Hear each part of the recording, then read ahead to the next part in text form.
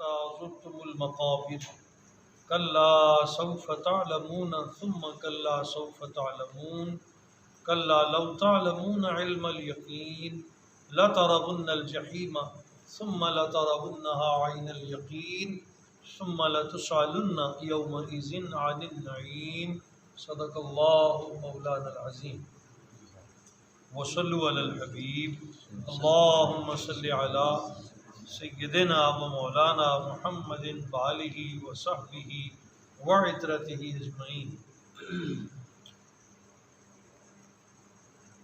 آج ہم اللہ کے فضل سے سورۃ التکاثر پہلی آیت کی مذکور ہے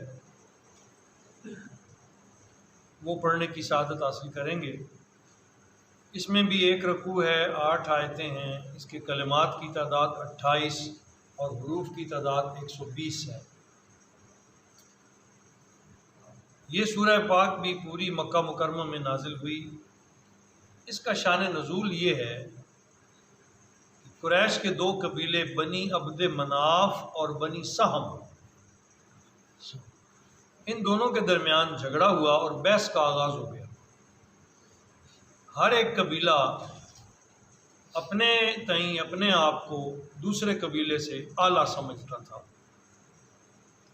چنانچہ اس کے لیے انہوں نے اپنے حریفوں پر اپنی قوت اور برتری ثابت کرنے کے لیے دلیلیں دینی شروع کر دیں اور اپنے اموال، اپنی جائیدادیں، اپنے افراد کی کثرت، اس کو بنیاد بنایا کہ دیکھیں جی ہمارے پاس اتنے بندے ہیں، ہماری اتنی زمینیں ہیں، جیسے قبیلے میں لوگ تفاخر کرتے ہیں۔ یہاں تک کہ جو لوگ اس روز سے پہلے مر چکے تھے انہوں نے ان کی قبروں کو بھی گنا کہ یہ ہمارے قبیلے کی قبریں ہیں، اتنے ہمارے جری پہلے فوت ہو چکے ہیں، وہ ہمارے زیادہ تھے۔ تو افراد کی تعداد پہ اور مال و جواہر پہ اور اپنے اموال پر اور مویشیوں پر فخر کرنے لگے ایک دوسرے کو سے جیتنے کے لیے۔ ان کی اس احمقانہ حرکت پر اللہ تعالیٰ نے اس سورت کو نازل کی اور بڑی وضاحت کے ساتھ ان لوگوں کی نادانی اور کم ہمتی کا پردہ چاک کر دیا جو ایسی چیزوں پر فخر کرتے ہیں جو فانی ہیں، جن کا کوئی وجود نہیں۔ ان امور کو اپنے لیے باعث عزت و افتخار شمار کرتے ہیں جو مقام انسانیت سے فروغ تر ہے۔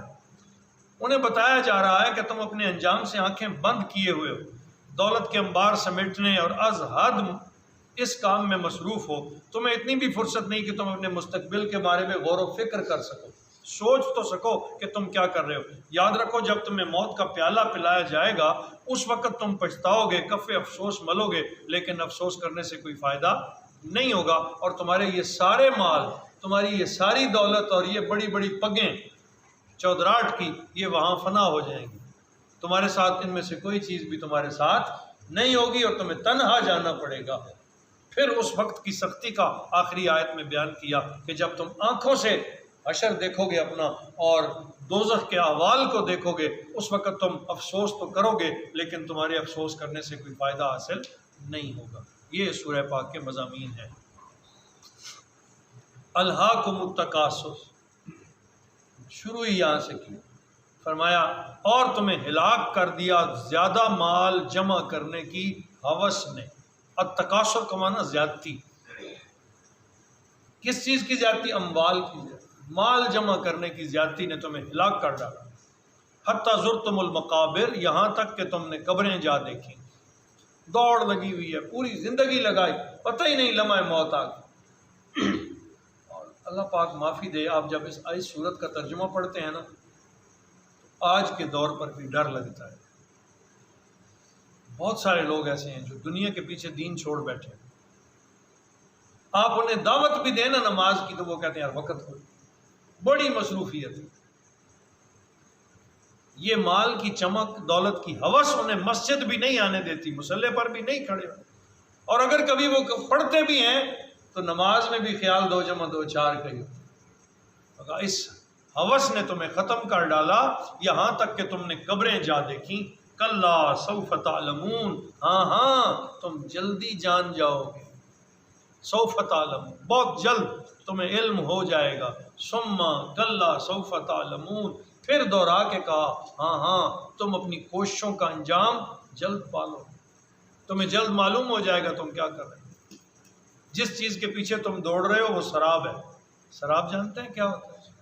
آپ سڑک پہ چل رہے ہیں نا، کڑکتی دھوپ پڑ رہی ہے، دور یوں لگے گا جیسے پانی پانی ہے، جوں جوں آپ آگے بڑھیں گے وہ آگے بڑھتا جائے گا۔ وہ ایک نظروں کا دھوکہ ہے، حقیقت میں تو وہ سڑک ہوتی ہے۔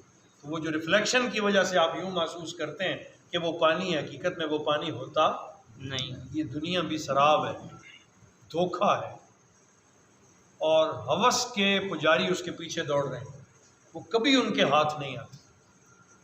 اربوں پتی لوگ آپ دیکھیں گے، اربوں پتی، جن کی بینکوں کی جو ہے نا ٹرانزیکشنیں، ان کا بھی انہیں خود پتہ نہیں ہے کہ کتنی ہیں۔ ان کے سیکٹریز نیچے جو ہیں وہی جانتے ہیں حساب و کتاب کو، انہیں کوئی پتہ نہیں ہوتا ہمارے حساب میں۔ آپ ان سے پوچھیں گے تو وہ کہیں گے بڑے حالات تنگ ہیں آج کل، بڑی پریشانی، خوش نظر نہیں آئیں گے، کیونکہ مال میں یہ کمزوری ہے کہ مال کبھی سیر نہیں ہونے دیتا۔ ان قریب کا تم جان جاؤ گے، یہ چیز تمہیں خبر ہو جائے گی تم کیا کر رہے تھے۔ کلا لو تعلمون علم الیقین، ہاں اگر تم اس انجام کو یقینی طور سے جانتے تو ایسا ہرگز نہ کرتے۔ تمہیں علم ہی نہیں ہے نا، تم علم ہوتا تمہیں تو کہ یہ ہم انگارے جمع کر رہے ہیں، انگارے۔ قرآن عظیم میں اللہ کریم ارشاد فرماتے ہیں والذین یکنزون الذھب والفضة ولا ينفقونها فی سبیل اللہ، وہ لوگ جو سونا اور چاندی جمع کرتے ہیں اور اسے اللہ کی راہ میں خرچ نہیں کرتے، یوم یحمى علیہا فتکوی بہا جباہہم وظہورہم، ایک دن آئے گا جس دن اسی سونے اور چاندی کو آگ میں پگھلایا جائے گا، پھر اس سے ان کی پیشانیاں اور ان کی پیٹھیں داغی جائیں گی۔ اس وقت سمجھ آئے گی کہ یہ جس مال سے پیار کرتے رہے آج وہی ہمارے لیے عذاب بن گیا، آج وہی ہماری گرفت کا باعث بن گیا۔ کہا اس دن ہم ان کو داغیں گے اور پھر کہیں گے ذوقوا ما کنزتم، یہ ہے اب ذائقہ چکھو اس کا جو تم جمع کرتے تھے، اپنے جمع کیے ہوئے مال کا ذائقہ چکھو۔ تپا تپا کے جو ہے وہ پیٹھوں پہ اور پیشانیوں کو اس سے داغا جائے گا اور لگایا جائے گا۔ اور یہ اللہ کی باتیں ہیں، اس میں ذرا برابر بھی ریب ہو سکتا نہیں۔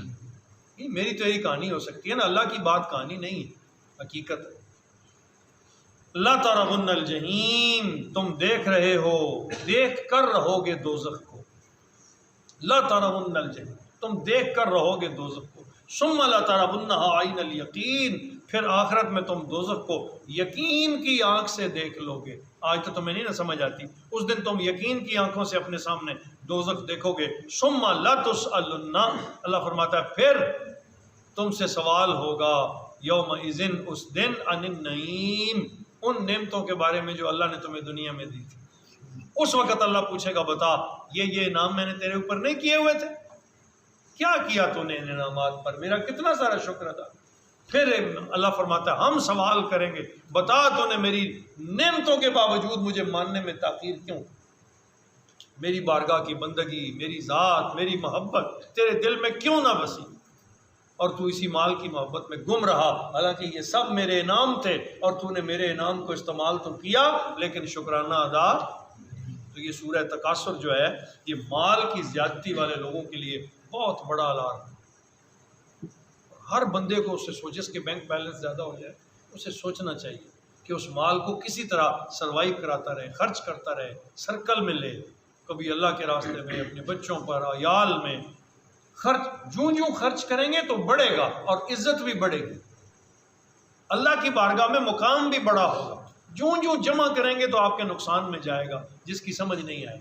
اللہ پاک معافی عطا فرمائے، ہم سب کو اپنی محبت اور اپنے حبیب کی سچی غلامی نصیب فرما دے۔